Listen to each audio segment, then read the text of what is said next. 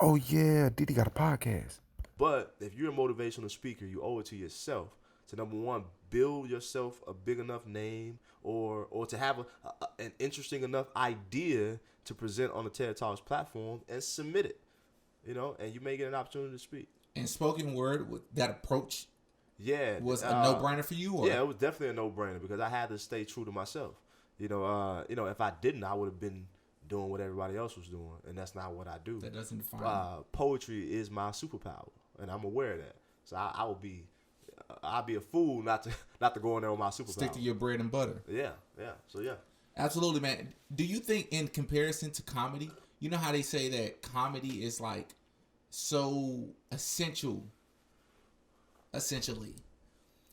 to life, because making someone laugh could momentarily or temporarily make someone forget about what they're stressing about. In comparison to comedy, right? It's still an art, right? But in comparison to comedy, how important do you think poetry play, or how important do you think that is? Man, all of it is equally as important to life.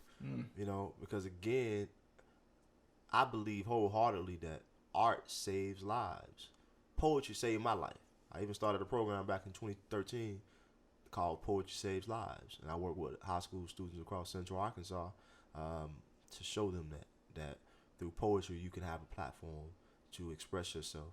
And even today, as a teaching artist, I still teach that same philosophy.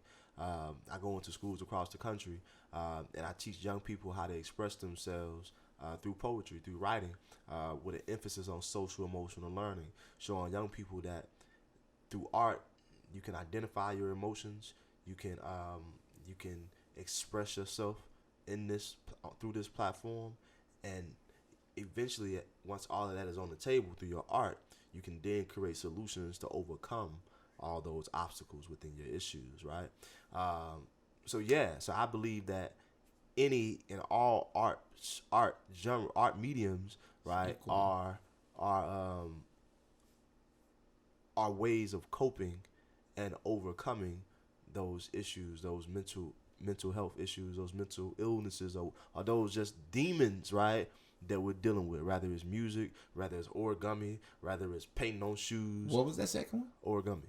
What is that? That's the art with paper when you like building airplanes. Yeah, that's basically origami. Yeah, okay. Yeah. Right. I wouldn't think of that though when I think of. Did you know it was called that?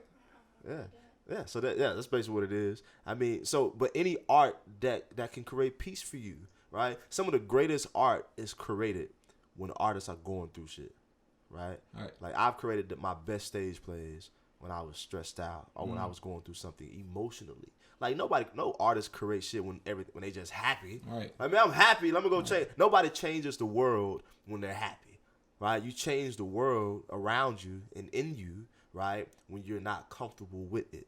Right? Nobody says, I love my house. Let me go tear down the walls and remodel it. All right. Right? So change happens and great art happens, right, when we are uncomfortable with how it presently is. So that's my thoughts on that.